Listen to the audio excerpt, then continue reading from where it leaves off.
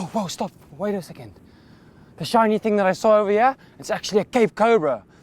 For a second, I thought it was a mole snake. The mole snake's also got that darker brown color. Now, your Cape cobra can be in a variety of colors, from a yellow, orange to a black. But this brown color is very deceitful. Lots of people mistake him for the harmless mole snake and then get too close and get nipped. And this cobra is Africa's deadliest cobra. Incredibly potent neurotoxic venom. One bite from this cobra can kill up to 20 grown adults. It's actually more venomous drop for drop than the black mamba. So not a snake that you want to get bitten by. No matter how strong or tough you think you are, this snake. And you can see he's moving off. Look at the hood. He's warning us not to come close. He's making it. Look how shiny he is. Now these snakes used to cause the most fatalities of any snake in southern Africa. And really, one bite from this snake in a vein in my hand or something like that, and I could be dead within 15 to 20 minutes. So incredibly potent neurotoxic venom. It actually shuts down your lungs, shuts down your whole nervous system, and you end up actually not being able to breathe, and then you die. So when you go to the hospital, they actually put you on a respirator to keep you alive. And sometimes people even slip into a coma for up to a week.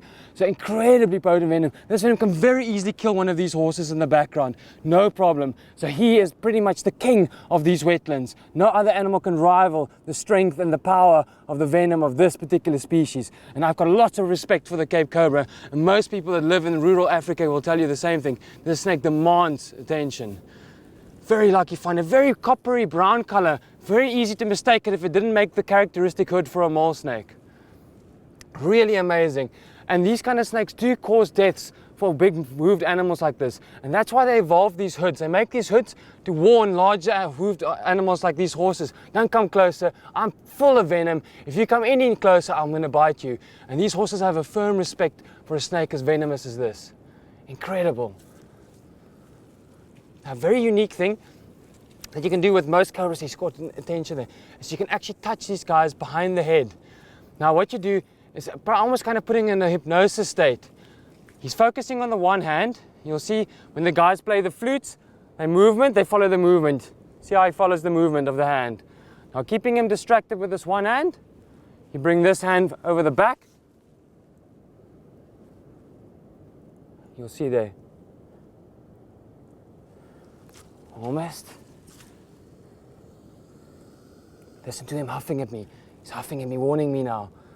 Warning me. The hood is not enough anymore. He sees I'm getting too close. So now he's actually blowing large amounts of air out, telling me, come any closer. Listen there. Opening the mouth. This is the moment. Slowly. He's going in a state of hypnosis here now. Look at that. Africa's deadliest cobra. Completely relaxing now.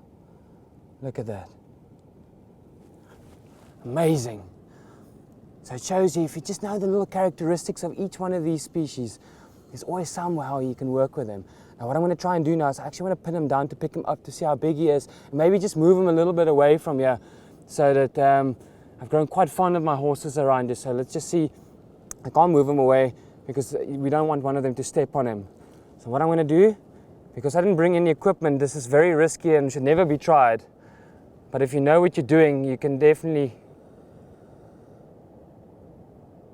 Tense moment is here.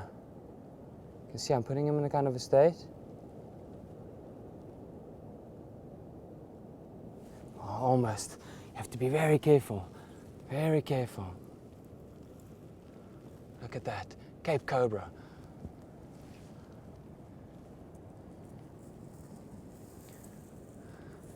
Look at the size of the snake. It's actually pretty big.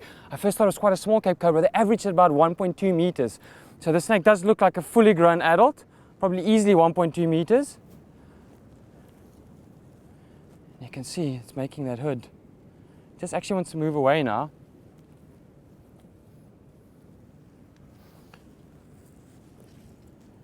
Actually,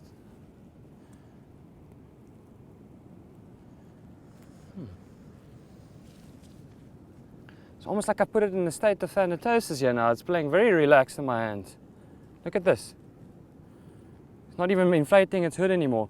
Only when you put your hand on the back of them like that. Look at that.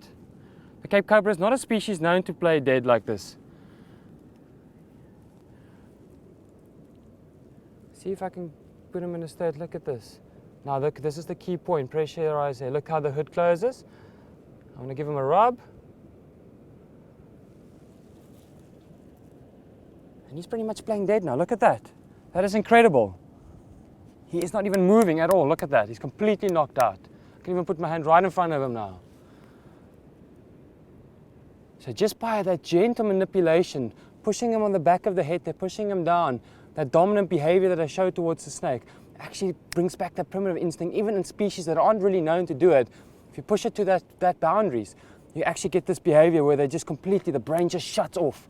They've been overpowered, they're about to be eaten, and they just go dead. Because in the wild, animal that is dead normally does not get eaten because most of the species hunt active prey. They don't want animals that are dead. So if you play dead like this, if I was an animal that were hunting active cobras, I would just leave it and go away because I don't want to eat something that's dead. So that's what's happened here. It's completely playing dead now.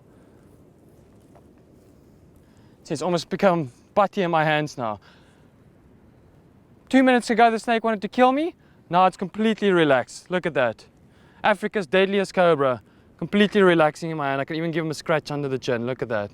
Oh, waking up again. Really amazing. What I'm going to do, I don't even have to neck the snake. You can see the size of him. Looks like a comfortable 1.3, 1.4 meters. Look at that. It's a really big cobra actually. What I'm going to do is I'm just going to move him off just a little bit away from the horses here where we're working. So no one steps on him. We don't get hurt, he doesn't get hurt, and that's all we want. So I'm going to move him over here, let him swim across the water and go his way into the forest over there.